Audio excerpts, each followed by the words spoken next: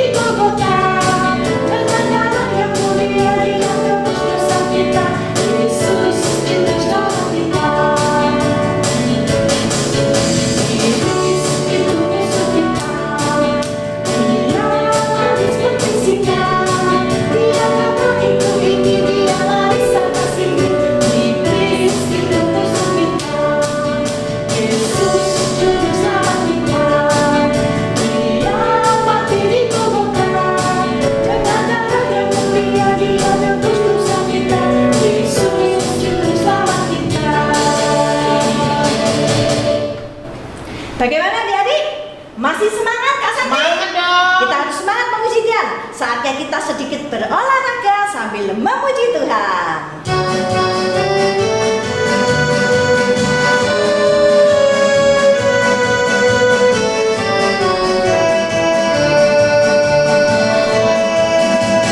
Saya bukan pasukan berjalan, pasukan berkuda, pasukan menembak. Saya tidak menembaki musuh, tapi saya laskar Kristus. Saya bukan pasukan berjalan, pasukan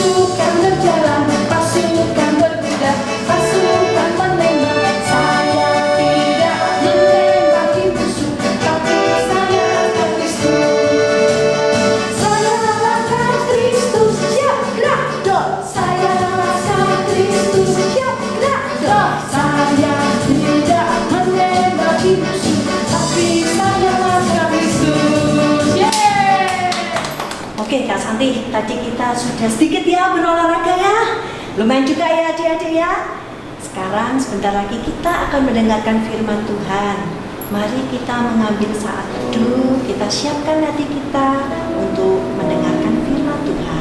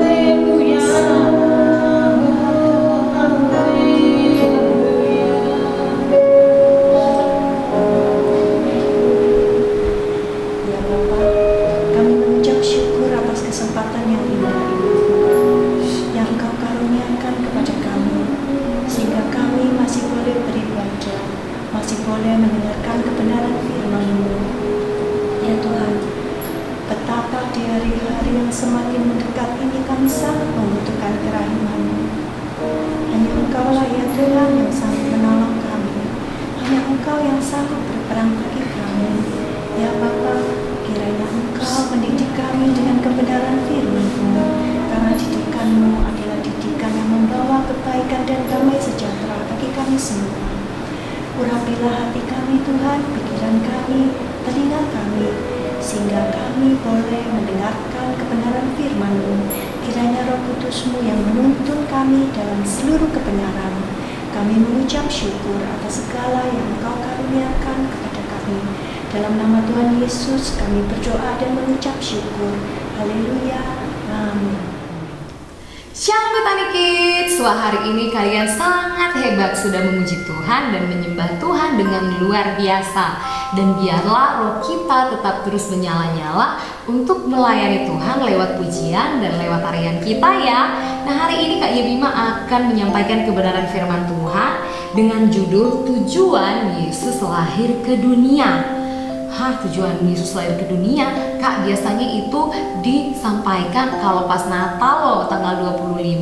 Hari ini Kak Yebima ingin mengulang lagi, ingin mengingatkan kembali untuk kita semuanya apa tujuan Yesus lahir ke dunia ya. Kita baca dulu tapi ayatnya dalam 1 Yohanes 5 ayat yang ke-20. Akan tetapi kita tahu bahwa anak Allah telah datang dan telah mengaruniakan pengertian kepada kita supaya kita mengenal yang benar dan kita ada di dalam yang benar, di dalam anaknya Yesus Kristus. Dia adalah Allah yang benar dan hidup yang kekal. Amin. Nah, di sini Kak Yebima akan berbagi 4 poin buat kita semua. Poin yang pertama, tujuan Yesus lahir ke dunia untuk apa sih? Poin yang pertama adalah untuk menyelamatkan yang hilang. Menyelamatkan yang hilang. Emang orang seperti apa sih yang dikatakan yang hilang itu, Kak? Nah, coba kita baca dulu dalam Lukas pasal yang ke-19 ayat yang ke-20 ya. Lukas 19 ayat yang ke-10 maaf. Lukas 19 ayat yang ke-10 Kak Yebima bacakan. Sebab anak manusia datang untuk mencari dan menyelamatkan yang hilang. Sekali lagi, sebab anak manusia datang untuk mencari dan menyelamatkan yang hilang. Nah adik-adik semuanya, kalau kita lihat dalam judul perikop di pasal ini, pasal 19, judulnya tentang Sakeus. Nah, siapa yang masih ingat cerita tentang Sakeus? Angkat tangannya, senyum dulu. Angkat tangannya, senyum dulu. Nah, semuanya hebat sekali. Jadi Sakeus itu adalah seorang yang tinggal di kota Yeriko dan dia seorang pemungut cukai. Bukan hanya seorang pemungut cukai biasa, tetapi dia adalah seorang kepala pemungut cukai. Jadi dia seorang pemimpin di situ. Kalau di sekolah mungkin seperti kepala sekolahnya kali ya, seperti itu. Jadi dia adalah seorang kepala pemungut cukai. Waktu Yesus datang ke kota Yeriko, banyak sekali orang mengerumuni Yesus. Dan waktu itu Sakeus ingin bertemu dengan Yesus, ingin melihat Yesus. Tetapi karena badannya yang pendek, tidak cukup untuk berkerumun dengan banyak orang. Dia gini-gini pun dia nggak bisa ketemu Yesus karena sudah banyak yang berkerumun dengan Yesus di situ, banyak sekali orang. Akhirnya apa yang Sakeus lakukan? Dia karena saking benar-benar rindu ingin bertemu Yesus, Sakeus rela untuk ngapain? Naik di pohon ya. Adik-adik tahu ya ceritanya, naik di pohon untuk supaya melihat Yesus. Ketika dia naik di pohon, ternyata Tuhan Yesus melihat dia. Tuhan Yesus bilang begini, Sakeus turun, ayo turun, malam ini aku mau numpang. Tanya Tuhan Yesus. Tuhan Yesus bilang, aku mau numpang di rumahmu hari ini. Dan orang-orang di situ berkata seperti ini, wah Tuhan Yesus kok mau menumpang di rumah orang berdosa gitu kan? Sampai Sakeus pun merasa, iya ya saya ini berdosa, kenapa kok Tuhan mau ya menumpang di rumah saya? Nah ketika Tuhan Yesus pergi ke rumahnya Sakeus di sana, apa yang Tuhan Yesus lakukan? Tuhan Yesus membuat sesuatu yang sampai pasti Sakeus berpikir seperti ini, saya kalau orang berdosa, kenapa ya Tuhan Yesus mau ya menumpang di rumah saya? Padahal Tuhan Yesus kan orang yang suci, orang yang kudus. Ternyata salah satu tujuannya Yesus adalah itu, Tuhan Yesus ingin menyelamatkan jiwa Sakeus. Tuhan Yesus ingin menyelamatkan Sakeus yang merupakan seseorang yang hilang. Dia yang berbuat dosa, yang dia merampas hak milik orang, dia mengambil yang bukan menjadi miliknya dia. Dan ketika Tuhan Yesus menumpang di rumahnya, apa yang Sakeus katakan? Ternyata dengan sekejap waktu dia bertobat, dengan dia mengatakan sebagian dari kekayaannya dia akan memberikan kepada orang miskin. Wow, bukan hanya itu, ternyata dia akan mengembalikan 4 kali lipat kepada orang yang dia mengambil yang bukan bagian milik orang itu. Jadi dia merampas hak milik orang, dia akan kembalikan 4 kali lipat. Nah, itu dia. Jadi Tuhan Yesus benar-benar menyelamatkan Sakeus yang hilang. Hilang itu maksudnya dia yang suka berbuat dosa dulu. Ketika Tuhan Yesus datang, Tuhan Yesus selamatkan dia dan dia bertobat. Dia bukan menjadi orang yang hilang lagi, tetapi dia menjadi orang yang diselamatkan. Nah, pertama itu adalah tujuan Yesus lahir ke dunia untuk menyelamatkan yang hilang. Yang kedua, untuk menghancurkan pekerjaan iblis, ya. Coba kita baca dalam 1 Yohanes pasal yang ketiga ayat yang ke-8. 1 Yohanes pasal yang ketiga ayat yang ke-8, Kak Yeni membacakan ya untuk kita semua. Barang siapa yang tetap berbuat dosa berasal dari iblis, sebab iblis berbuat dosa dari mulanya.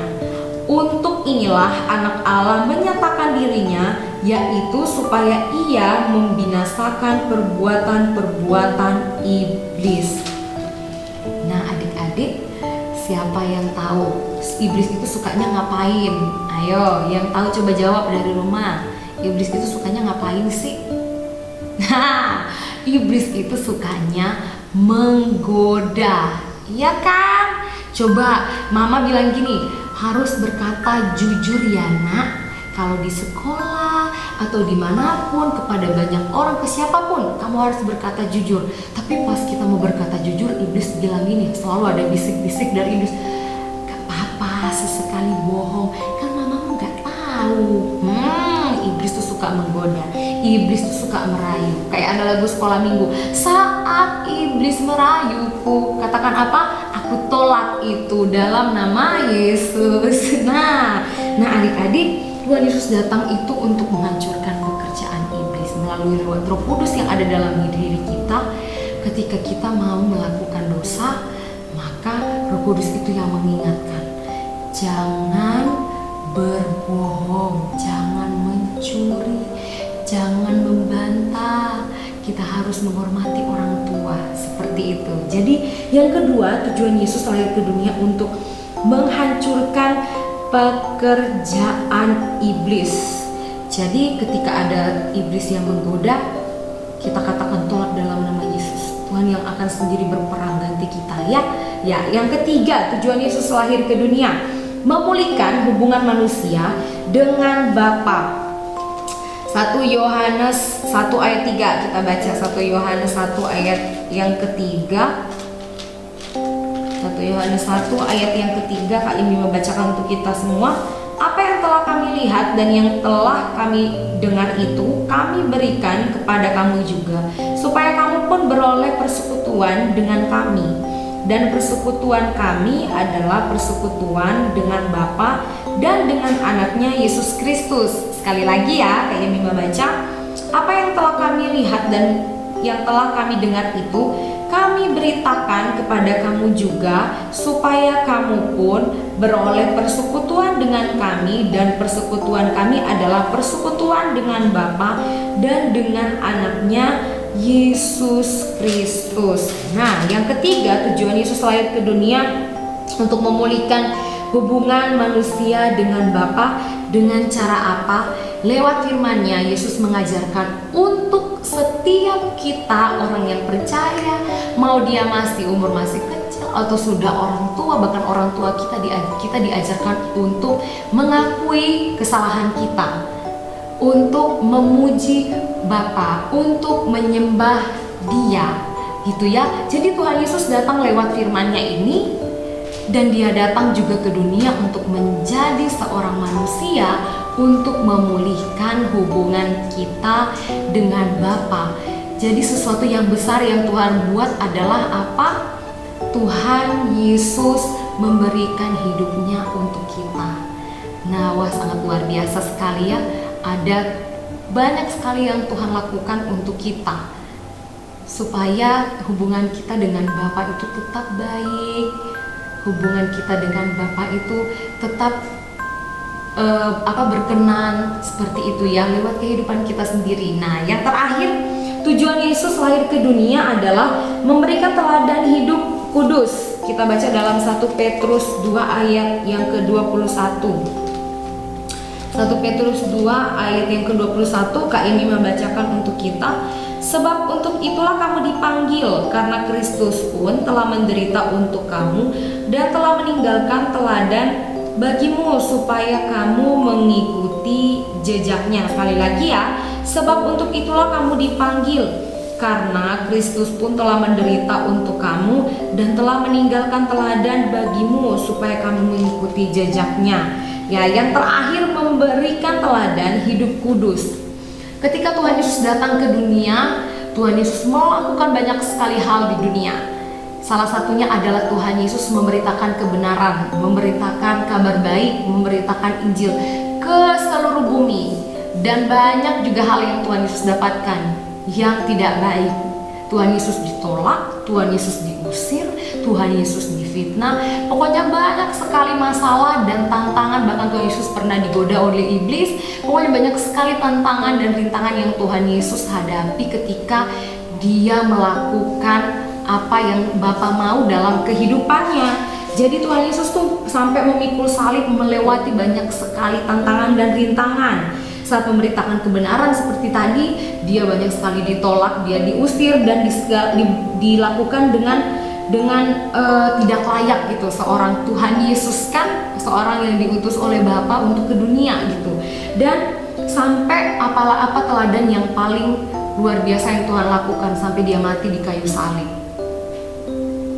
Kalau sekarang kita kan tidak dituntut ya untuk kita, oh saya harus ikut teladan Yesus, saya harus taat, berkorban, taat sampai mati. Jadi berarti hari ini saya harus pikul kayu yang berat sekali. Enggak seperti itu. Terus abis itu saya harus disalib, dipaku di kaki, di tangan. Bukan seperti itu. Tetapi pengorbanan kita hari-hari ini adalah yang harus kita korbankan. Yang paling penting adalah waktu kita. Untuk apa? Berkorban waktu kita baca firman, berkorban waktu untuk kita berdoa, kita berkorban waktu untuk kita beribadah, untuk melakukan firman, berkorban waktu. Hari-hari ini kakak-kakak selalu mengajak untuk semua adik-adik untuk kita mengikuti Zoom setiap Kamis untuk mengikuti ibadah sekolah minggu seperti hari ini. Jadi kita harus punya korban waktu. Masa kita bisa punya waktu banyak, kita bermain game, kita pergi kemana-mana, tetapi kita nggak punya korban waktu untuk bersama dengan Tuhan, untuk membangun iman kita dengan Tuhan. Nah, jadi ini tujuan Yesus lahir ke dunia untuk menjadi teladan. Jadi salah satunya adalah kita harus mengorbankan waktu untuk Yesus, untuk lebih semakin hari kita semakin mengenal apa yang Tuhan mau dalam kehidupan kita. Nah, sekali lagi ada 4 hal tujuan Yesus lahir ke dunia. Yang pertama adalah menyelamatkan yang hilang. Yang kedua adalah menghancurkan pekerjaan iblis. Yang ketiga adalah memulihkan hubungan manusia dengan Bapa. Dan yang terakhir, yang keempat adalah memberikan teladan hidup kudus. Nah, adik-adik, satu persatu kita harus lakukan dalam kehidupan kita supaya hidup kita semakin hari semakin terus berkenan dan semakin hari semakin terus disempurnakan oleh Tuhan. Ya, yang setuju boleh angkat jempolnya tinggi-tinggi.